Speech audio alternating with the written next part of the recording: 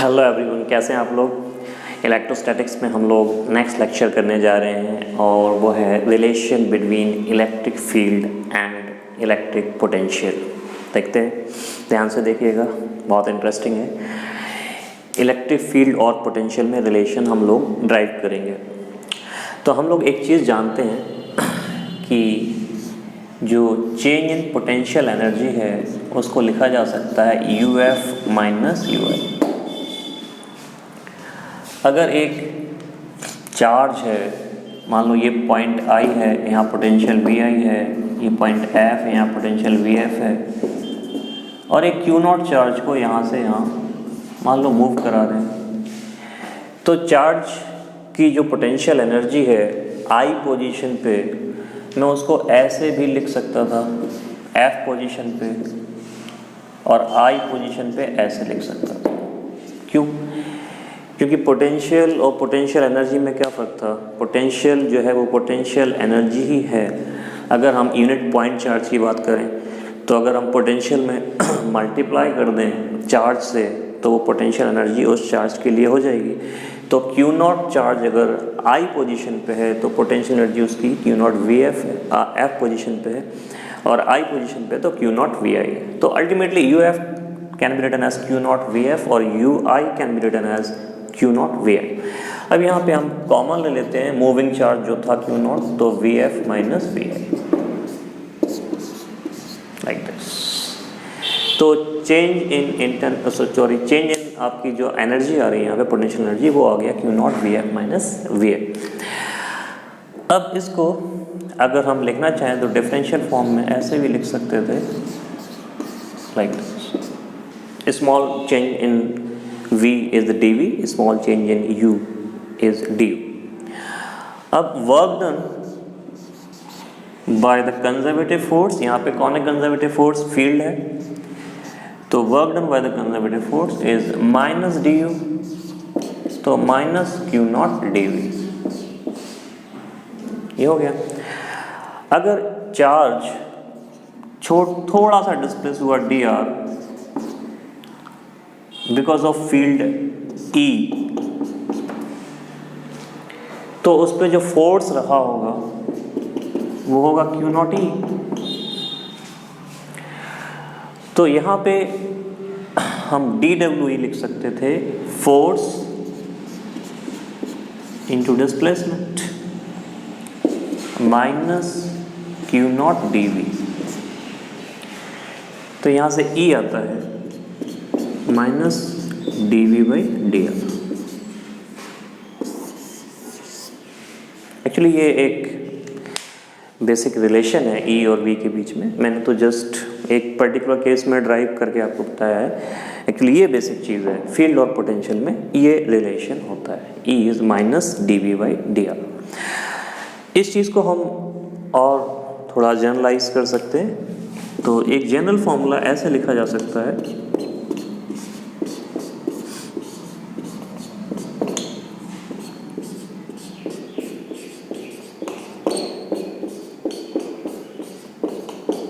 Like this. तो E और V में ये एक रिलेशन होता है, ये जनरल फॉर्मूला हो गया। ये आप देख रहे हैं मैंने यहाँ D ना बना के ऐसा सिंबल बनाया है, तो इसको कहते हैं हम पार्शियल डिफरेंशिएशन। पार्शियल डिफरेंशिएशन का मतलब है कि जब हम x के रिस्पेक्ट में डिफरेंशिएट करेंगे तो y और z जो पैरामीटर हैं उनको कांस्टेंट ट्रीट करेंगे। जब हम डेल y यानी y के रिस्पेक्ट में डिफरेंशिएट करेंगे तो x और z को कांस्टेंट ट्रीट करेंगे। जब हम x और z के रिस्पेक्ट में डिफरेंशिएट करेंगे तो x और y को कांस्टेंट ट्रीट करेंगे। तो यहाँ सिर्फ इतना सा मतलब है इस पार्शियल डिफरेंशिएशन का। मैं आपको एग्जांपल अभी बता देता हूँ।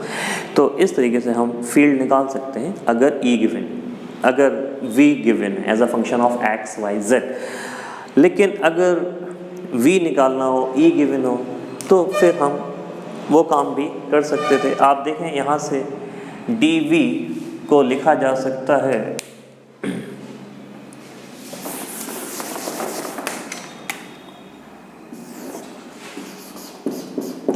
Minus E dr। अगर r के टर्म्स में लिखना है फॉर्मूला तो simply dv is minus E D R. अगर हम इंटीग्रेट करें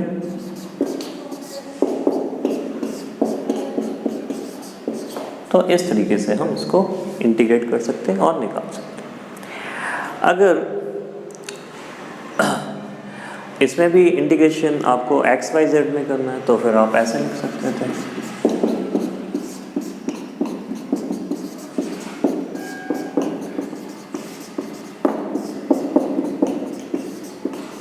लाइक दिस, और यहाँ लिमिट्स लगा देंगे।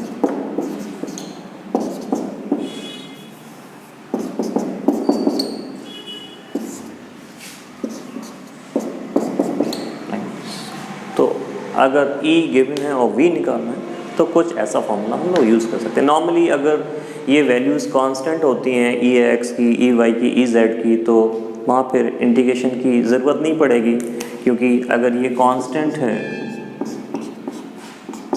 तो ये सिंपली ऐसा हो जाएगा, integral D x is x, limit लगाने के बाद ऐसा होगा।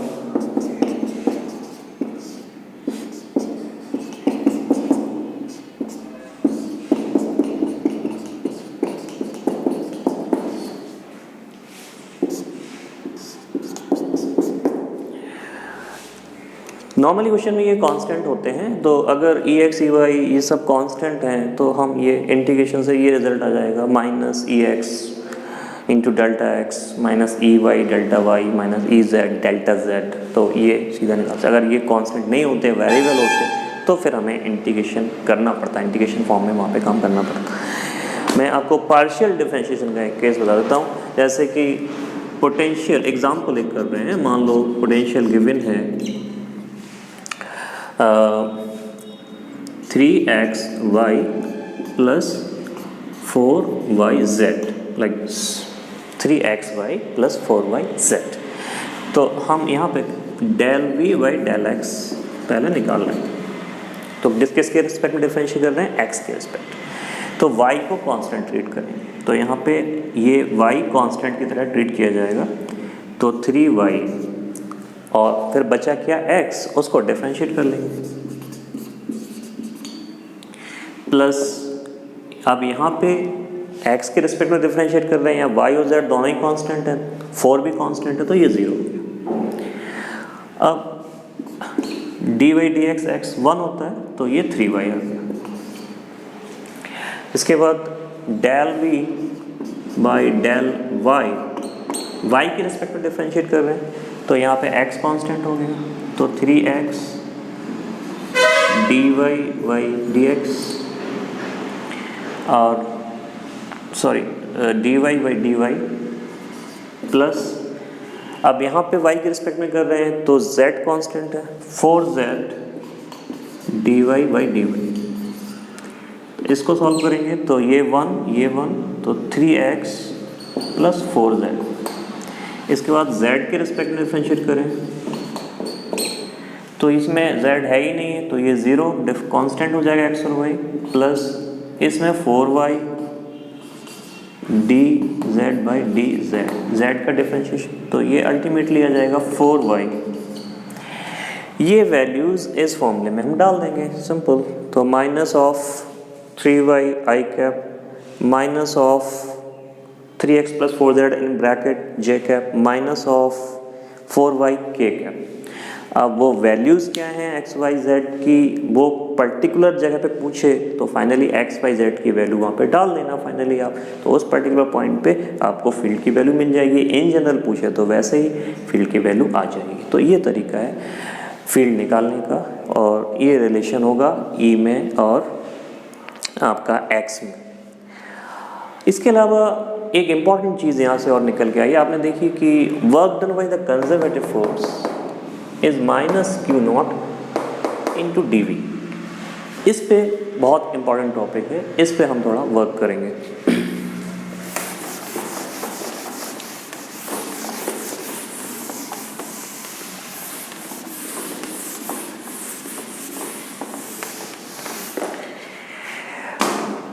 हमने पढ़ा कि D you is minus Q not dV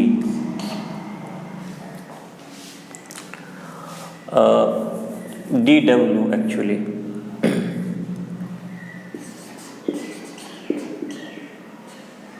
Work done by the electrostatic force is this. आप इसको algebraic फॉर्म में ऐसे कह सकते हैं,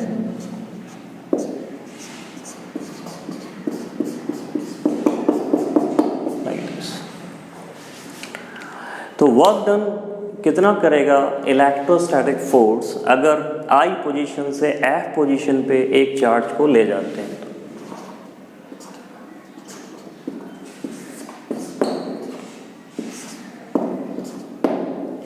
ये वर्क डन हम लोग निकाल रहे हैं।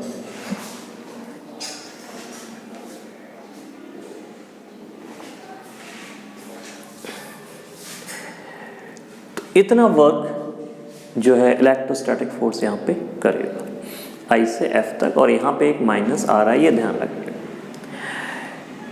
इसमें अगर मैं कहूँ कि एजेंट एक फोर्स लगा रहा है जो इलेक्ट्रोस्टैटिक फोर्स से ऑपोजिट है, सपोज ये इलेक्ट्रोस्टैटिक फोर्स है और ये agent exactly minus of F he force लगा रहा है, तो यहाँ पे work done by the agent कहा जाए तो simply moving charge Vf minus Vi। कई बार ऐसे क्वेश्चन आते हैं कि मिनिमम कितना वर्क करना पड़ेगा इस चार्ज को इस पोजीशन से इस पोजीशन तक ले जाने, तो यहाँ पे वो पूछना चाह रहा है कि एजेंट को कितना वर्क करना पड़ेगा। तो work done by the agent is moving charge Vf minus Vi। इस चीज़ का हम ध्यान रखेंगे। लेकिन अगर इलेक्ट्रोस्टैटिक फोर्स का वर्क पूछा जाए तो ऐसे इस पे बेस्ड एग्जाम्पल करते हैं हम लोग।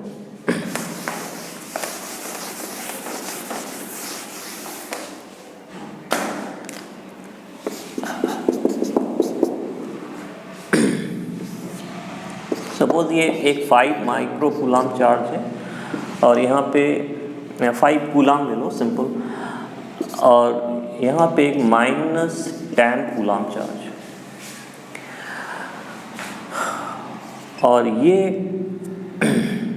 इसका 5 सेंटीमीटर है और ये भी 5 सेंटीमीटर है। ये पोजीशन A है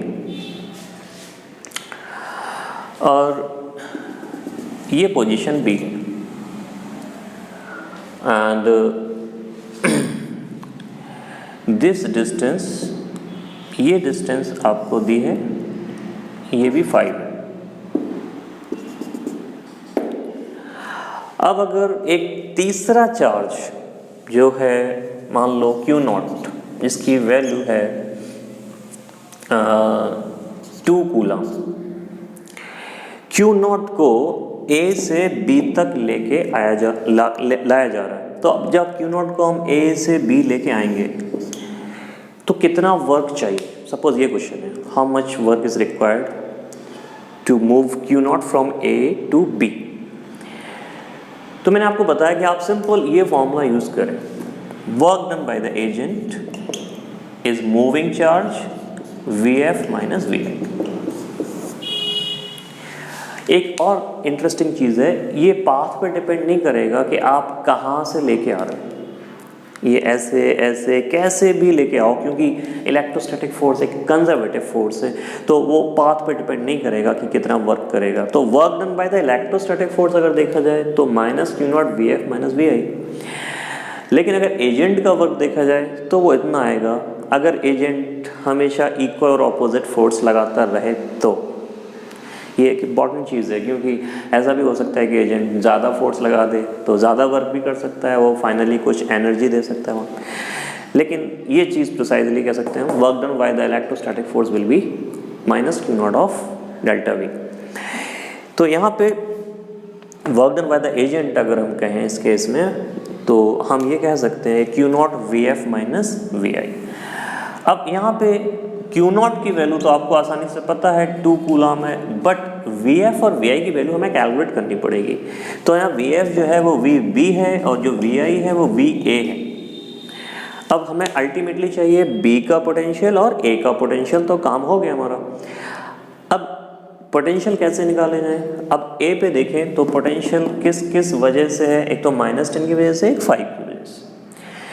तो हम कैलकुलेट कर सकते हैं आसानी से पोटेंशियल एट ए और पोटेंशियल एट बी। ए पे पोटेंशियल निकालेंगे तो 5 की वजह से कितना आएगा, के क्यू बाई आर, फॉर्मूला होता है k q by r due to point charge, और चार्ज को हमेशा साइन के साथ डालना, याद रखना। तो k q by r, r is 5 centimetre, तो 5 10⁻² मीटर में डालेंगे तो वी वोल्ट में आएगा।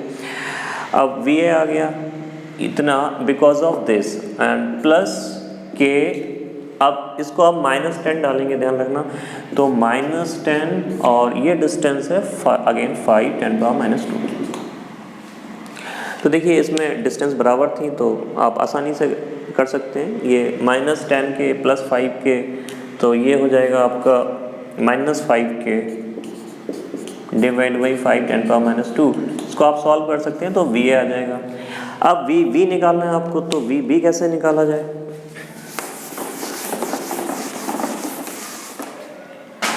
तो वी निकालने के लिए आप देखिए ये डिस्टेंस और ये डिस्टेंस चाहिए, तो ये 5 है, ये 5 सेंटीमीटर है, तो ये 5√2 सेंटीमीटर होगी, ये भी 5√2 सेंटीमीटर होगी, 5 से।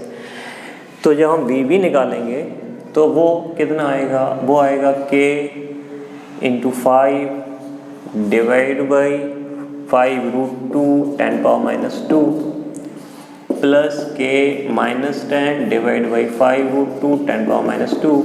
तो ultimately this will be -5k divide by 5√2 10⁻²। ये वोल्ट में आएगा। तो वी आ गया। वी और वी की वैल्यू आप यहाँ पे डाल सकते हैं। अगर आप ध्यान से देखें तो ये पोटेंशियल बढ़ रहा है या घट रहा है, देखिए ध्यान से, मैग्नीट्यूड देखिए कौन सा ज़्यादा है। इसमें आ रहा है नीचे 5 और इसमें नीचे आ रहा है 5√2।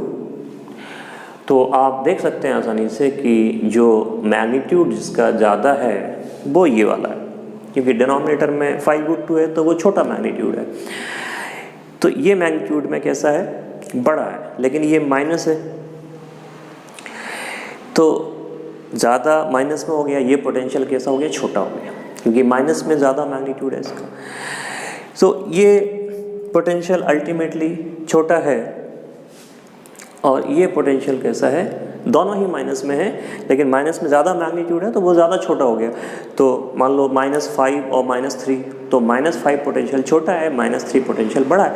तो वी ए छोटा है यहाँ पे और वी भी जो है वो बड़ा है। यानी हम लोअर पोटेंशियल से हायर पोटेंशियल में गए। तो नॉर्मली जो एक चार्ज होता है वो हायर से लोअर में जाता है बिकॉज ऑफ फील्ड। तो ये लोअर से हायर में गया, तो यहाँ पे हमने फील्ड के ऑपोजिट वर्क तो किया ही है, साथ में ये अपने आप नहीं जाता, यहाँ एजेंट की ज़रूरत ज़रूरी थी, मतलब मस्त था। तो यहाँ से यहाँ तक ले जाने में, इसको हायर पोटेंशियल पे ले जाने में हमें खुद वर्क करना पड़ेगा और एजेंट को वहाँ पे ज़रूरी है कि एजेंट वहाँ पे जाए। फील्ड इसको वहाँ पे नहीं ले जाएगी, उल्टा वहाँ से वहाँ पे लेके आएगी वापस। तो ये तरीका है यहाँ पे चेक करने का। फील्ड पोटेंशियल के बारे में हम बता सकते हैं, आंसर बता सकते हैं क्या, पोटेंशियल एनर्जी के बारे में भी बता सकते थे हमने निकाला कि जो delta work done by the agent निकाला है, एक्चुअली यही आपकी चेंज इन पोटेंशियल एनर्जी है, क्योंकि हमने पढ़ा है कि delta U is minus of work done by conservative force and that is equal to work done by the agent अगर फोर्स ऑपोजिट लगा रहा हो। तो यही जो आंसर हमने निकाला है that is also the change in potential energy you can say. तो ये क्वेश्चन एक बनता है इस पर।